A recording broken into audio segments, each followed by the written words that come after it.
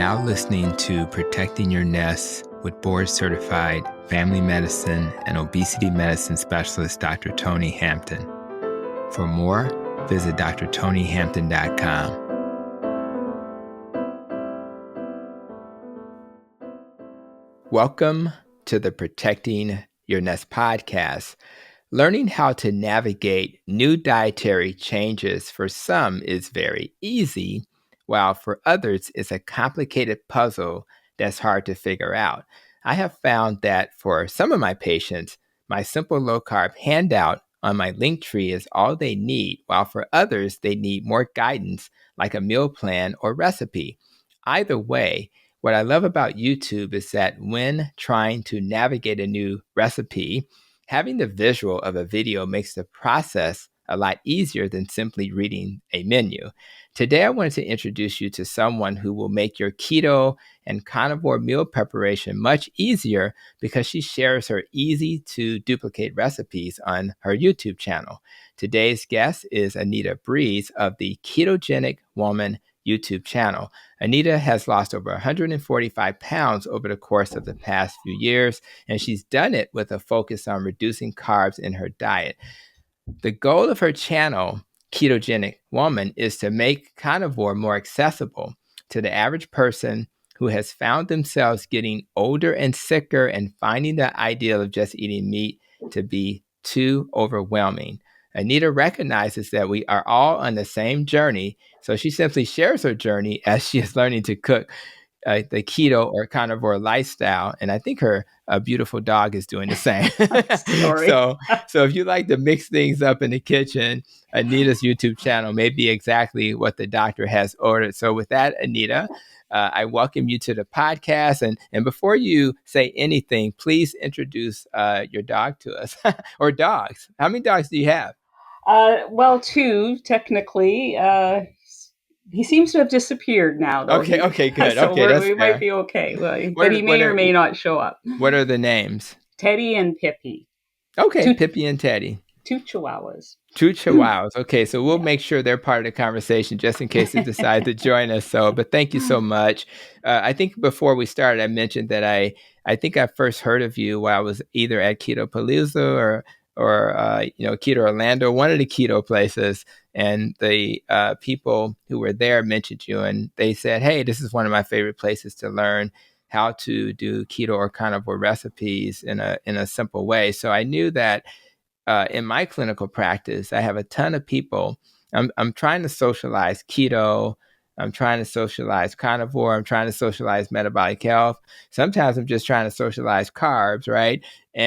But a lot of people are like, what am I going to eat, right? And there's levels to this. Some people need the link tree with my eat this, don't eat that. Some people need coaching. Some people need, diet doctor, menu plans. But what I really love about YouTube, rather than trying to fix something at home or trying to learn how to cook something, it's easy to just watch Anita do it first. And if Anita can handle it, then maybe we can handle it. So that's why I wanted to bring you, because I'm hoping, although we're not going to talk about recipes per se, I just want to introduce you to my audience so that they'll know you exist. And then hopefully they'll go to that site, that YouTube channel, and learn more, because keto should be fun. It should be interesting. It should be different at times. And people think I literally sit home and eat a steak every day. And don't get me wrong, I would love to. But I do like to mix it up. And I just think that's so important. So let's have a conversation and get started. Okay. And so let's first start with where you are. I'm in Chicago. And where are you on the planet? Well, I'm Canadian. I am way over here on the Canadian West Coast in a beautiful place called Vancouver Island near Victoria, BC. Nice. I assume it's a little cooler there now. Yeah, it's not too bad. I'm in the south BC. Our weather here is very close to Seattle. Okay. If you've ever been to fair. Seattle. Yes. We get rain. Right. Well, definitely remember that. I think we were in that area heading to Alaska, but absolutely, totally get that. So, and it is what it is, right? So That's perfect. So your channel, shares many awesome recipes and just how to prepare them. And it also focuses on low carb diets. But I know you have children, other than the little beautiful dogs you mentioned. So, so I'm curious. Let's talk about, you have to prepare your meals. You have a family, and I'm just curious: is everybody on board, or do they have different dietary patterns? Well, so the children are adults now. Oh. Yes, because when I started the journey, which was over 10 years ago, I still had 2 of the 4 children living at home. They were teenagers then. And so one of them is vegetarian. And he's a longtime vegetarian, and the other is not. Will eat pretty much anything. But there was, when I first started low carb, yes, there was a period of time where they were there, their friends were there, and so there was a lot of cooking. I would simply cook side dishes and things that I could have, things that they would like, and then people would just pick and choose what they wanted to eat. I didn't find it particularly challenging. Because I, made those separate dishes. That's cool. Yeah. That sounds similar. Like my kid, I definitely have a keto household, but I'm the carnivore in the group. Now, there are many nights that they are carnivore as well, depending on what's cooking. But I do agree, like, just have it available and people eat what they feel comfortable with. So that all makes sense. Yeah. Another thing that I thought about when I thought about my conversation with you was, I'm thinking about, like, I'm essentially a guy who sees patients. I'm a family doctor, but I don't see kids anymore because my clinic is not set up properly. I don't have enough other colleagues who are family doctors, or mostly internists. So it's 18 and up. But most of them, to be honest, are probably 50 and up. So a lot of people, have gotten into their 60s, 70s, or 80s, and they would benefit from lifestyle changes, but many kind of are settled into it is what it is. They're not very motivated because they think, well, I'm 75. Well, it is what it is at this point. So what message would you share with them to help inspire them so that they won't have to have a life of chronic diseases? The message that I would share is that it is never too late to start.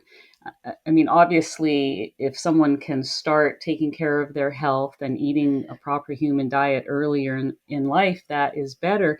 But, according to my YouTube analytics, 85% of the people who watch me are 55 and older, and most of those are women. And if you're sick, I'm 65, but if you're 65, 75, 80, and you just sort of feel like, oh, well, I'm this old, I can't do it. I would urge you to rethink that, because it doesn't get better. I took care of my mother in the last years of her life, and it gets so much worse when you're in that type of health that so many North Americans have these days. So I would urge you that, it's never too late, and things can happen fast. You can, within 30 days, 60 days, 90 days, you can really see an improvement and turn your health around. So it doesn't take long. It's just not too late. That's right. I had this conversation about how fast it was with a couple of, JT, the Poco Moon Fam, which is another channel, Poco Moon Fam. And of course, Carrie of the Homestead How YouTube channel, who's working on a documentary. In fact, I think I'm going to create a link in my podcast and my videos that automatically give people an opportunity to donate to that video, to the creation of the not the video, but the documentary, just to make sure. Yeah. But they both said that within 30 days, their sleep apnea was like so much better. They described it as almost gone. 30 days.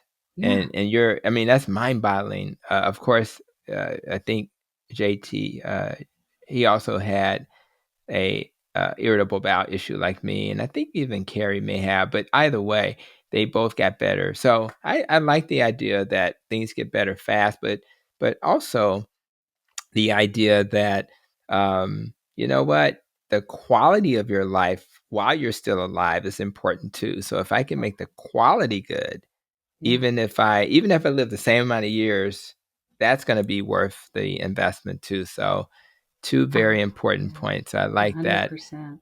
Yes. And if I were, now you share it with me, that, may or may not end up on a thumbnail of the video, but you shared your before and after. And man, it was a pretty dramatic before and after. So, and I definitely should be using that on the thumbnail. But so my question is, if I recall, having done research on you, I think you were exceeding 320 pounds at some point, Yes, right? I stopped weighing at that Yeah, point. right, right. It's like, yeah. It was too demoralizing. So when you think about that person, right? Mm. What was it like to be a person in a 320-pound or more body? It was hard. I Mm-hmm. mean, you don't just go out into the world a free person. I was Mm-hmm. always, having to plan where I'm going to go because I needed to know, well, where will I sit so that I Mm-hmm. don't, intrude on somebody or break a chair, or, will the seatbelt fit me on the airplane, or Hmm. will I be able to fit in the movie theater? Those thoughts are always on your mind as to how you can even move in the world. And it's just this constant self-consciousness of your size and how it affects other people as well. Never mind me, but I was always concerned with other people. Right. I'm just that kind of person. So Mm-hmm. it was hard and it was painful. I mean, just Yeah. getting out of bed was painful, and my feet hurt from the moment they hit the floor in the morning till you know just got worse during the day. And I It's, think it's nice that you think about others, although you hate to think that it has to be in that context. I literally had a patient today, ironically, who had a homemaker that she loved. And I'm not making this up. She said, I had this other homemaker that was taking care of me before.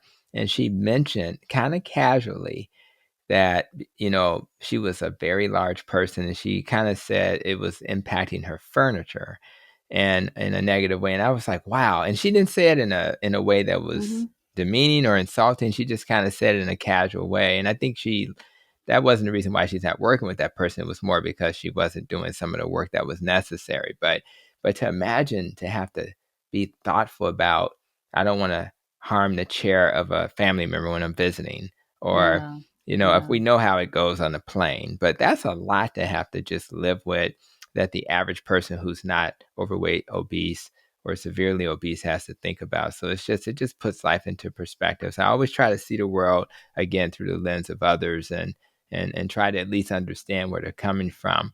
So you don't look like that 320-pound person anymore. And you made this transformation. So I guess it's important that we at least share with the viewers and the audience who are listening, what did you do to make this transformation? What was that process looking like? well, I started off just cutting out the carbs. I Mm-hmm. had read I had read Dr. Atkins' book back in the 70s, and so I had actually tried the diet back then, and I don't know if you're familiar with his book, but he was sort of one of the first low carb doctors, Mm-hmm. Mm-hmm. and uh, but it was very fringe at the time. It created a lot of negative feedback. Oh, you can't eat meat only and vegetables. You need to have grains and fiber and all those other things. And so, I tried it off and on, and I realized several years later, after a few false stops and Mm-hmm. starts and stops again, that was, after all the diets I had tried, all the different methods to lose weight, that was the one that worked the best for me. And so I guess it was about 10 years ago, maybe a little more. I sort of lose track because it's just seems like it's been a part of my life so long now. I went back to that, just basic cutting out carbs. And I focused on, meat, vegetables. But I went through a period of time where I was kind of dirty low carb, just trying different low carb desserts and not realizing that, there was I think, an addictive part of this equation that I hadn't quite recognized at that point. And then I eventually heard about keto, and that's about when I started my website because, you spoke about diversity before, but for me, it was, um, there was only men doing it. I Mm. couldn't find any women that were doing keto. It was Mm. all, bodybuilders, men. Mm-hmm. And so I thought, well, that's where the Ketogenic Woman name came up, is way back then. And I thought, okay, I'm going to make a website, and I'm going to put my recipes on it. And I called it Ketogenic Woman. And that's how that started, because I wanted to be the woman out there. Like, this is something that women can do too. And so then, around, I don't know, it was a few years ago, I heard about carnivore. Mm-hmm. I tried it for a month, but I thought it was just too extreme. I didn't know any of the science behind it. I didn't know why people did it. And then I went back to keto for a number of years until about just over 2 years. Well, actually, when I started my YouTube channel in 2021, so Mm-hmm. almost 3 years ago, that's when I started to get a little more interested in carnivore. And Mm-hmm. so I've been working on being carnivore since then, the last three Nice. years. Yeah. Well, we're so happy that you did, and I do want to comment real quick about dirty keto. I think most people in the low carb and keto space, they understand what that is, but everybody knows that keto is pretty much, and I think I'll say 50 carbs or less is what's probably required to get you into ketosis. So when you decrease your carbs to that level and maybe increase the fats, you'll get to that. But dirty keto is basically saying you're not really concerned about the quality of the food you Yes. consume. You're just like, hey, I don't care if it's keto friendly with quotes. It can be Yeah. processed, it can be fast food, it can be packaged foods. As And long although as it it's fits the that's macros. right, that's right, tends to be net carb oriented as opposed to Yes, total yes. carb. So I think all of that is really important. And I do want to just put that out there and let people know that that's what that is. So I'm really happy again that you found a diet that allowed you to make your transformation. Uh, Most people who come to my practice, when I'm talking to them about making these changes, I'm not starting the conversation at carnivore. That's a bit much for people. So I kind of start with low Yeah. carb, and some transition to keto, some transition to carnivore, some transition to lion diet where they're really just eating the meat, the salt, and the water. Now, for you and I, we kind of transitioned to carnivore, Hmm. and I think you did lion at some point. But my question is, why did you feel it necessary to transition to carnivore? I tell my patients, you don't have to go all the way to carnivore, but in our case, we felt it was necessary. What was your story? Well, it started off as an experiment for me because I went off. a medication. It was for acid reflux. I had been on that medication for 15 years. And then I started hearing bad things about it, like its connection to dementia and different things like that. So I thought, okay, I need to get off of this medication.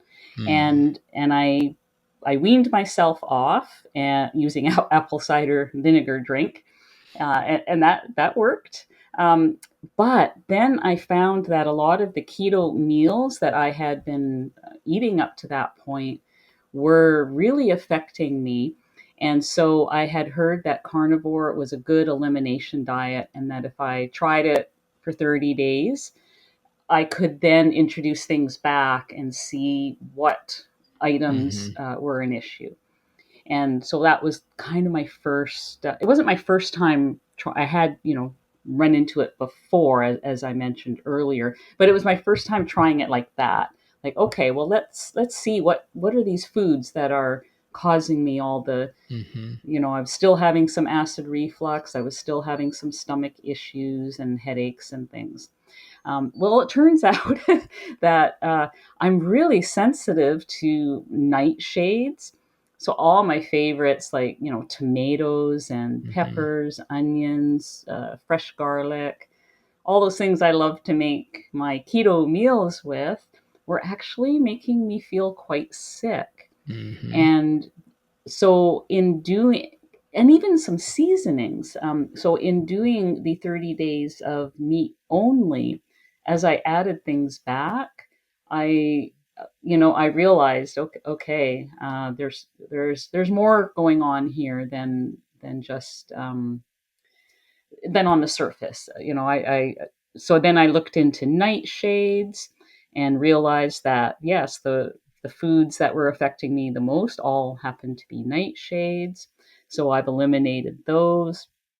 Then I just felt so good that I just kind of stayed ketovore after that. I Mm-hmm. would be mostly meat and sometimes add in a few things, at a restaurant or with family or something.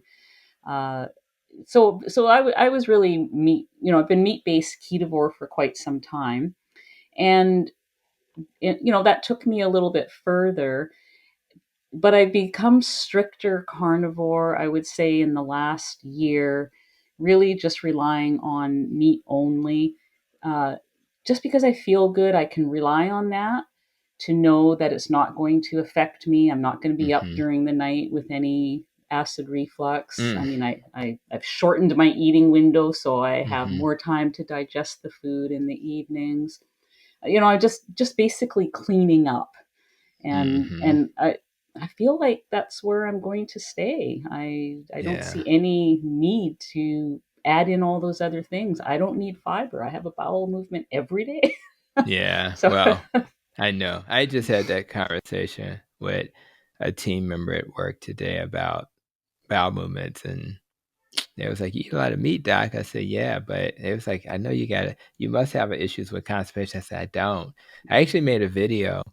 So if people search Dr. Tony Hampton fiber on YouTube, that showed at least one study that I think Dr. Paul Mason had shared it, and I reshared it in my own words. And I don't have problems with constipation at all. It's actually kind mhm. of shocking that it's true, but that's what it is. So, and there's always reasons why people may have constipation on Yes, keto or carnivore. Don't get me wrong. It's not that we're saying you can't have it, but once you understand the reasons, then you fix it and then it yes. goes away. So I think that's really the key.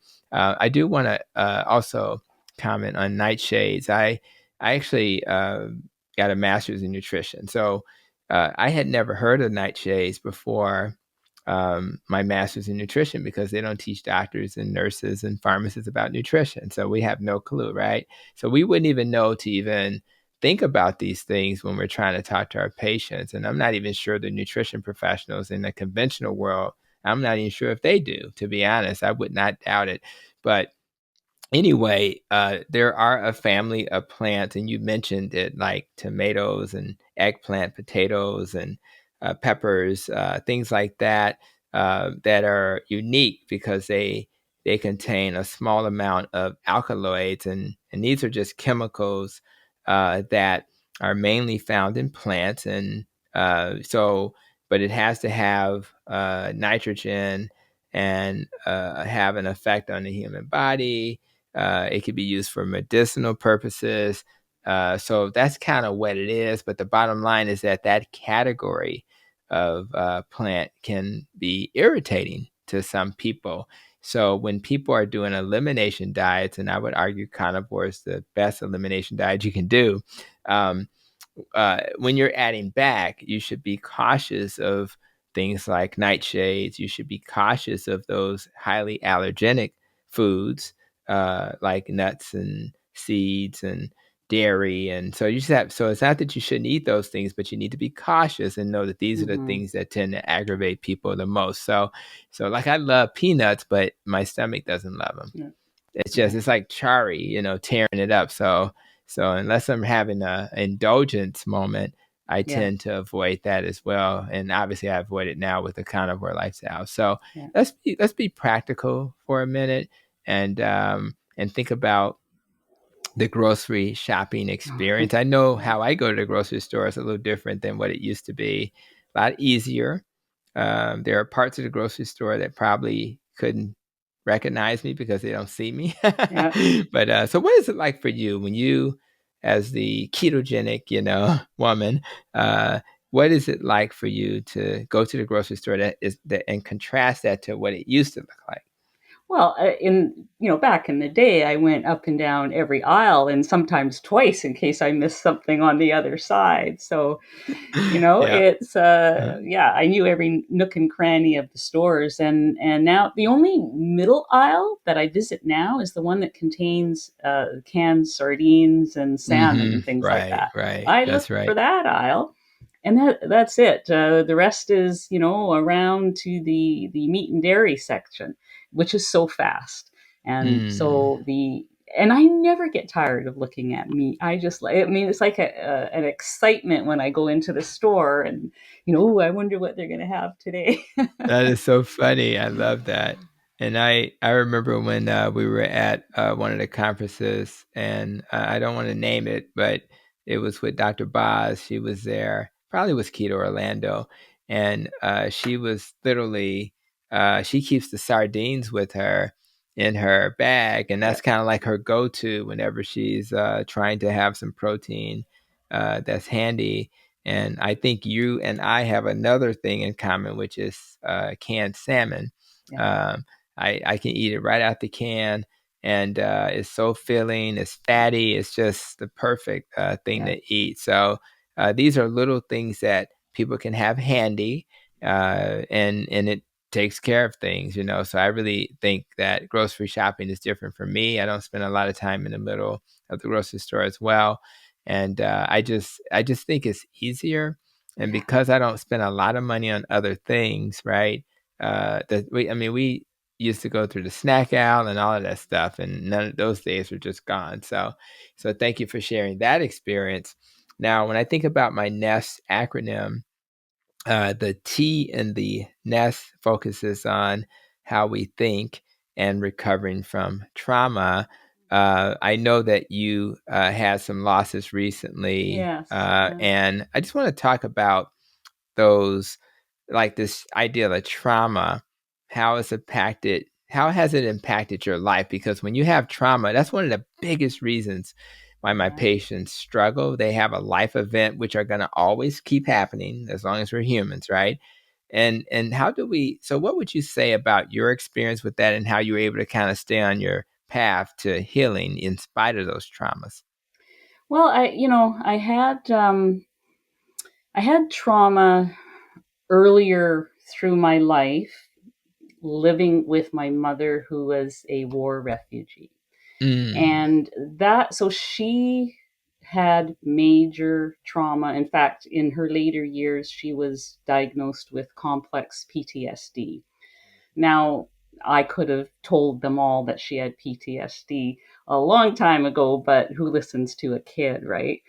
I mean, we mm, we all knew that my mom was, like, my sisters and I, we knew that she was, damaged, that there was some serious issues from her experiences escaping from where she was, during when World War II broke out. She was in Mm. Eastern Europe, and so uh, we called her the sergeant because she gave orders and you better listen. Mm. And there's a lot of parents that way, but yeah, no, you better listen.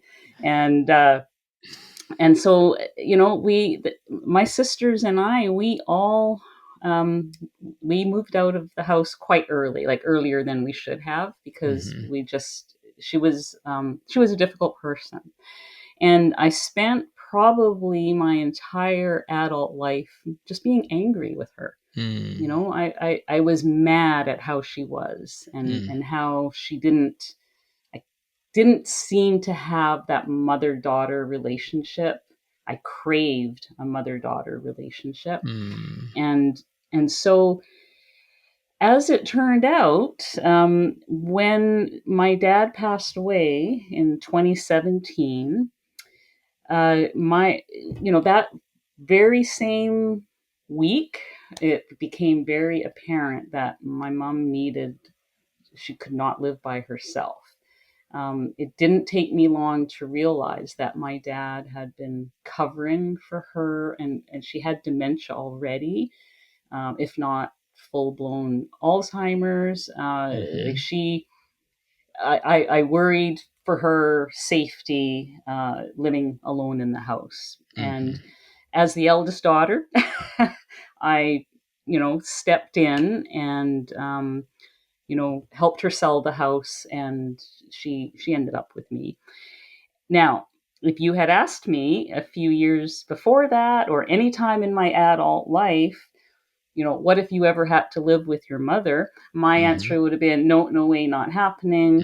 I Mhm. can barely spend an hour with her before we're fighting. We were at each other's throats all the time. And there she was, moving in with me.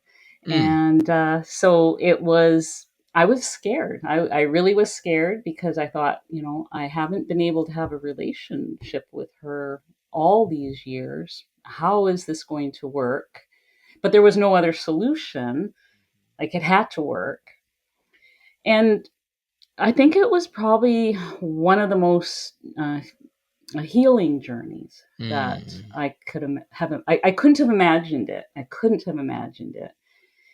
It was frustrating, Mhm. almost every day, but I learned so much from her, Mhm. and about her life as she became more. Uh, as she lost her short term memory, she really had her long term memory. And Mm. I heard all the stories, I heard Mhm. all of the things that happened when she was a child. She had no memory of the last 30 years, but she had all the memories of childhood, teenagehood, her escape, to Canada. They moved, her family came here to Canada. All of those things I learned every detail about. And she would forget that she had told me something, and then she would tell me Right. again. And That's that right. I know you've probably been in contact with people like that.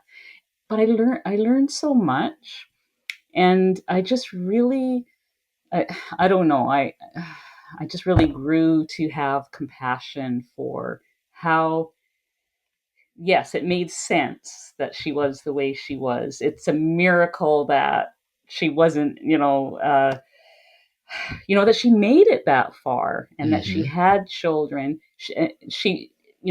I grew to realize she just wanted what was the best for all of us. That was at the heart of her actions, but she just didn't know how to do that at the time. It was Yeah. difficult for her, being so fresh from the old country, to do what she needed to do for her children. But I came to realize that it was okay. That we all made it. Like, we all are okay. Right. Right. in spite So of. yeah, I don't know if I explained that well. I mean, No, I think you explained it very well. My rope, my E and my rope talks about life experiences, and it's the life experiences that matter. It shaped you into who you became. It shaped her into who she became. yeah, What a gift that, as unfortunate as cognitive decline is, it was a gift to you in a kind of weird kind of way. And I can say it that way because yes, my wife's dad has cognitive decline. And when he came to live with us for 3 or 4 years or so, he's still around. He That's when I got to know him. yeah, I mean, and I always joke and talk about how it's a whole lot of stuff about Mississippi where he lived and grew up that I know now, whether it's the music or the culture. He and that long term memory that he still had. He had a brilliant mind, could remember anything. That was a gift that I got to know him in a way that I had not known. So I love that, yeah, and I think about trauma. We're fortunate at Advocate Health. That's my health system, which is in 6 states now.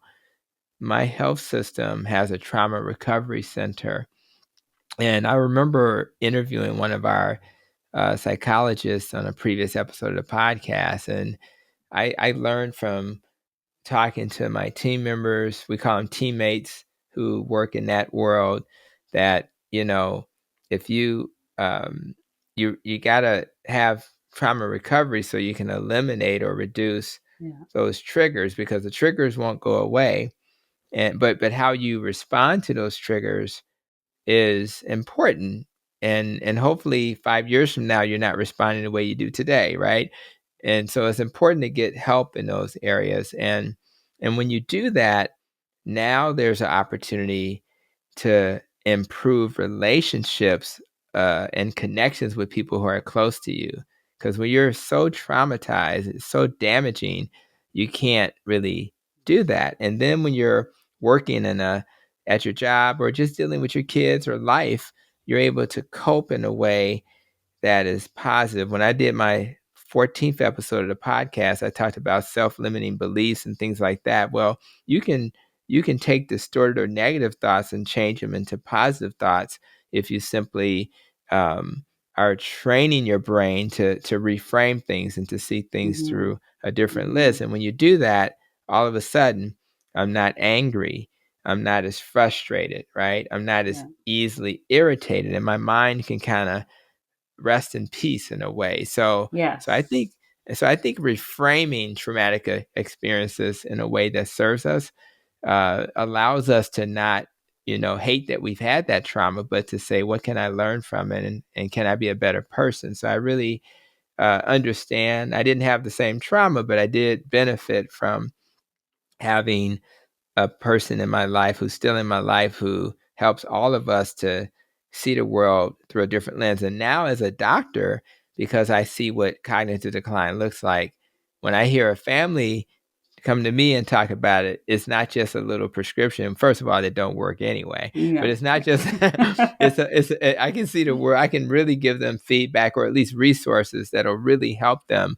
And as you know, there's so many that's needed in that setting. So let's shift the conversation just a little bit, and kind of talk a little bit about food addiction. I think it's shocking that people don't think it's a real thing, right? yeah. And you kind of knew that you needed to move in this direction partly because of that. But talk a little bit about just what's your thoughts about food addiction, and why it's important to understand it so we can be successful on our journey. Yeah, I definitely think it's real. And my mother, was also addicted to food and was over 100 pounds overweight. Mm, And I was addicted to sweets. I didn't know it at the time. In fact, mhm, I didn't really fully admit it to myself until probably a year ago. And that's when I became more strict. I stopped making anything with like keto desserts or carnivore mhm, desserts. I do make carnivore desserts sometimes, but they have no sweetener in them. I don't add stevia or anything like that. It has a plain taste, but I still call it a dessert.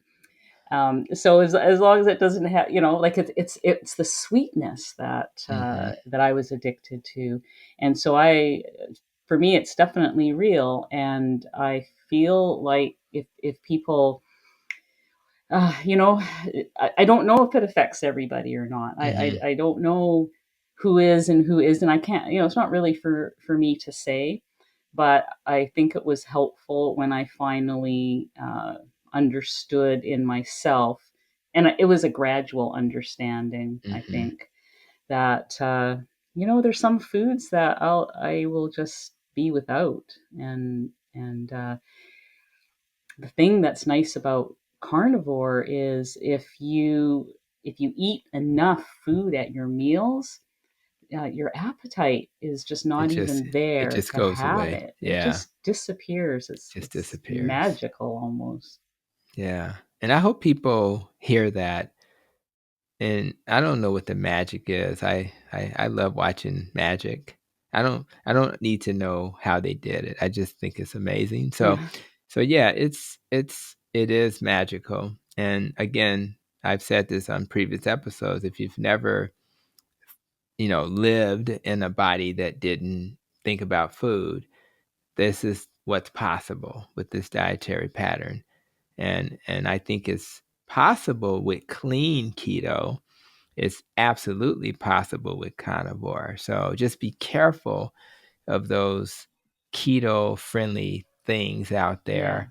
And Yes. there's a way to make, like when you think about Maria Emmerich, and sometimes Hmm. she'll at least make a protein sparing bread where it may have, don't get me wrong, there's some allulose in the recipe, but you're using egg whites. It's just a little cleaner than some of Yeah. the like keto bread. So you can kind of see how your body responds. And that may be kind of a nice way to go from what you're currently doing to something that's similar but not exactly the same. So appreciate all of those thoughts.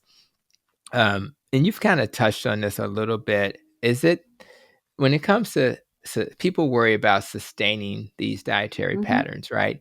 Other than obviously carnivore makes it a little easier, which sounds like how could that be true? That's boring, right? But it's really not. No. Any thoughts on how you're able to sustain this? Is it just because you chose the right dietary pattern, or are there other factors we should be thinking about? I Yeah, I mean, a lot of people come to me and say, or they'll message me and say, how are you doing it? How is this Mhm. sustainable? Like, why aren't you bored? And I think some people do need to go through that transition, Mhm. where they maybe get stricter as time goes on. And I think I offer a lot of recipes that help with that transition. Mhm. So I mean, I've had people thank me and say, I couldn't get my husband to consider carnivore, but you made a carnivore pizza one night, and Right. that changed everything. Yep.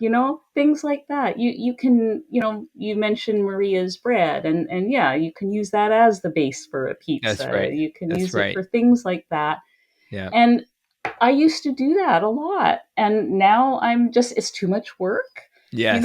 I just feel Yes. like, I just really feel like having my steak tonight. You get there. You don't even know you're getting there sometimes. And one day you're there and That's you just right. feel that food freedom. You just know you have it. And Yeah. and I think people don't realize, they think it's going to be hard, Mhm. and it might be hard on the first few days, but Mhm. over time it gets easier. It truly does. It really does. And I think about it's pretty easy again. And I want to say this out loud because my patients are confused right now. It's like, are you doing low carb, keto, or carnivore? What are we doing here?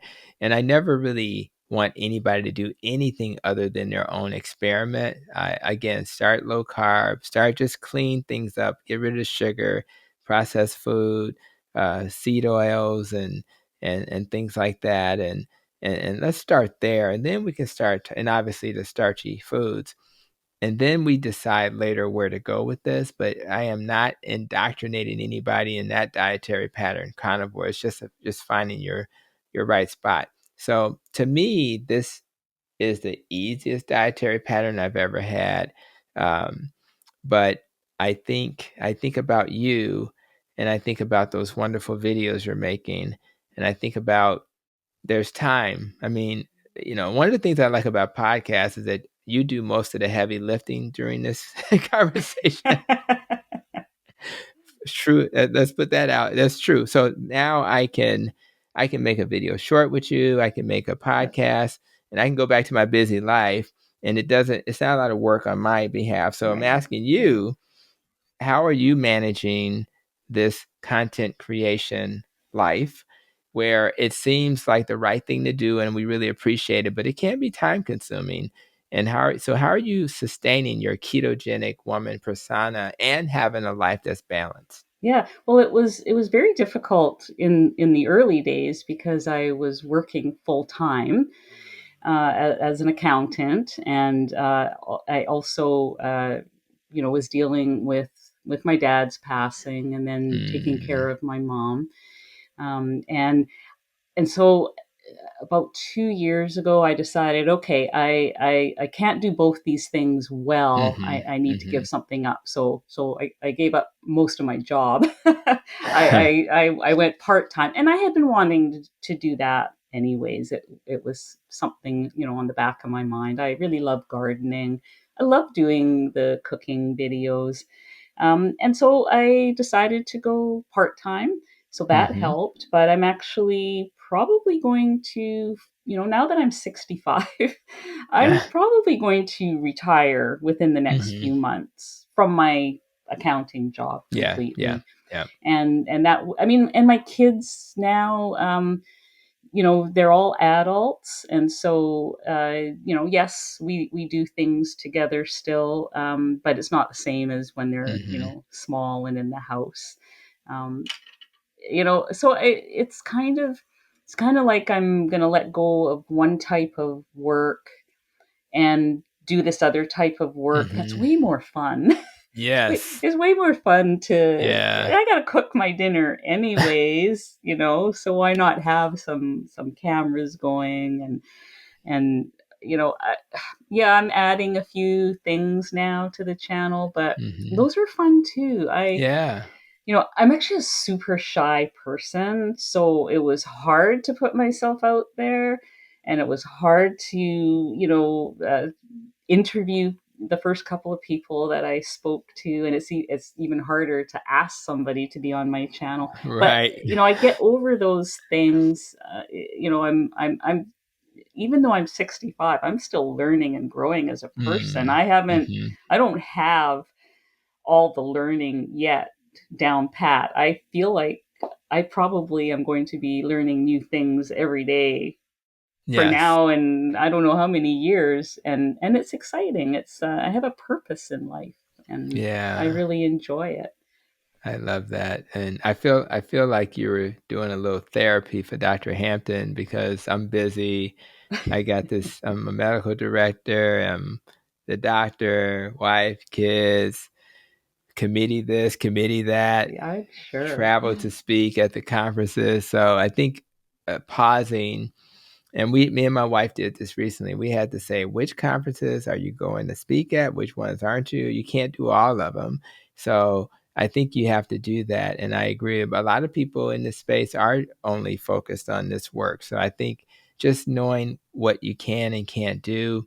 And my workaround currently is to do the podcast and a video short. So that's 2 videos. And then maybe I'll do a video, another video short so there's a way to kind of do it where you're Yes, not overdoing it, but it's a balancing act. So I just wanted to yes. get this is really, that question was for Dr. Hampton. So I just wanted to hear your take on that and how to balance things. A couple of questions that I think would be fun to ask. The first is about the 5 regrets of the dying. I did a video about the book, The 5 Regrets of the Dying, and I'll kind of remind the audience what those 5 regrets were. Number one, I wish I had the courage to live a life true to myself, not the life others expected of me.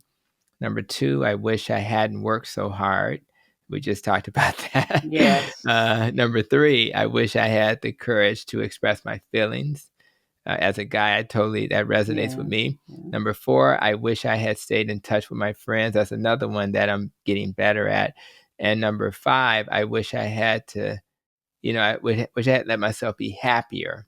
Okay. So when you think about those 5 regrets, as you at your young age of 65, how are you doing?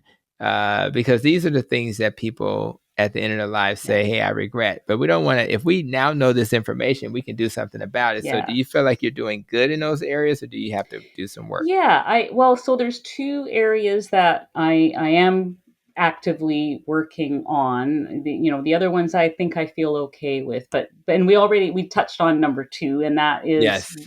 balance and Yes. reducing, and I'm pretty certain within the next few months I will no longer be an accountant other than for my friends and family. Yeah. Yeah. Yeah. So that's okay. But the other one is the staying in touch and being hmm connected with family and friends. That one I hmm really need to work Mm. on. I want to Yes. work on it. And in fact, the summer before last, my sister and I. This was just after my mom, did finally pass away. My sister and I rented a car. We got in the car and we drove to Alberta, Canada, where all my aunties live, my mom's sisters. All of them are, in their 70s and 80s. hmm And I hadn't seen them for 20 some odd, probably 30 years, in hmm fact. And so we did a road trip for two Mm. weeks, the two of us, and visited them all and talked about our memories and shared pictures. It was, for me, that was a trip of a lifetime. I would Mm. much rather do that. I felt so good doing that, much better than a cruise or, a trip to Hawaii or anything like that. To me, all those personal connections, and so now we write each other and things, and Yeah. I can hardly wait to do that again. So Wow. Yeah, yeah. here you go again, Anita, trying to be my therapist, because that's we're gonna flip this interview where you're just gonna ask me therapeutic questions. But I know that's the one I really need to work on. Just and when you think about the aunts and uncles, we are talking about younger ones are young 70s, but all the way up to 90 and some change. So really don't want to miss the opportunity to make those connections and spend Yeah. some time. And I got an uncle in particular who really served as my father figure. So I need to make sure he sees me, he's talking to me. Yeah. And even if we just start, so my advice to the audience, it can be a phone call. Yeah. Just start connecting Yes. and just make a commitment to it could be a 10-minute phone call. So that's all it takes. So thank you for that. And thank you for the therapy session. I don't know what the copay is going to be, but I'll be sending you a Oh. check. So before I get to my nest and rope question, I want to ask you. I've heard you comment in the past about having a why Oh yeah. and a reason to wake up every day. And so when you think about why that's important, share with the audience why you think having a why is so integral in our success. I feel it's everything almost. I mean, to have that why, and I consider myself lucky to have a good solid why, and I have my mother again to thank for that in our Yeah. last 5 years together, because my I just so clearly saw my future, my hmm potential future. She was in her 80s, over 100 pounds overweight, with all of these comorbidities, type 2 diabetes, and high blood pressure, swelling in her legs. Everything for her was going wrong. And it just got to the point where her it broke my heart to see how she was losing her dignity, because she was always such a proud woman, and just really wanted to carry herself well in the world. And she was, she would fall. I couldn't get her back up. I had to call the fire department to help me get her back up when she fell, things like that. And those, and this is why I was saying earlier, it's just never too late to prevent that. So if anyone has been with anyone in the last few years of their life as a very obese person, you don't want to be that person. You want to be able to get up off the floor yourself. You want to get out of a chair yourself, get off the couch yourself, those sorts of things. This is why I'm exercising now. I'm trying to protect my mobility, my future mobility. Mm-hmm. And so my why is really tied up around that vision that I had of my future self being on the floor with my children standing there, and having to try to get me Mm-hmm. up. And it should be a why that makes you cry, as I've heard Yeah. other people say, and that one does. Yeah. I don't want my kids to go through that. Yeah, and when they write our eulogies, we can actually start writing our eulogies now, and what they would say is, yeah, Anita was hiking and doing What a all way to kinds of go. stuff. Right, exactly. She hiked too far in the wrong direction, but she Yeah, was yeah. hiking, and I just think that is a better way. So let's write our eulogies now, and we do that by just pausing, Yeah. reflecting. And so that's a great concept. So let's go to the question I ask all my guests, which is, your plans on how you're going to protect your nest. And again, my nest was the foundation of what I feel, and I learned this in my functional medicine training, are the root causes of why we get sick if we don't master these Hmm. things. And so rather it's the nutrition, exercise, less stress, more sleep, recovering from trauma, thinking a certain way, hopefully positively, and then having a rope that gets us to the nest, making sure our relationships serve us like that relationship you had with your mom, avoiding organisms and pollutants that harm us, and which is why we shop in certain parts of the grocery store, Yeah. and then protecting our emotions and making sure our life experiences serve us. So when you think about those aspects of the root causes of why we get sick and what we need to do better, and where do you want to give extra attention over the next year or so? Oh, I know the answer to that one already, and that is exercise. I have recently started to incorporate regular exercise. It was something I never did. I've been sedentary for most of my adult life, and Mm-hmm. so I'm doing resistance training. I'm using Yes. weights and bands. I'm walking. I Mm-hmm. was thinking about getting a rebounder, just waiting for it to, Black Friday deal or something. Ah, you better know And it. yeah, yeah. And reducing the stress was the other one. Mm-hmm. And that I think I'm going to be able to do with the balance that we talked about Mm-hmm. earlier, That's where right. I would, you know I'm ready to leave my day job Yeah, and you're ready. do the fun things. So That's right. You've done your yeah, time, so it's time to move I on to your have, next adventure. So thank you yes, for all of that. And I think I will speak for my audience and for myself that we've enjoyed spending time with you today. And I'm so thankful again for the community that we're both in.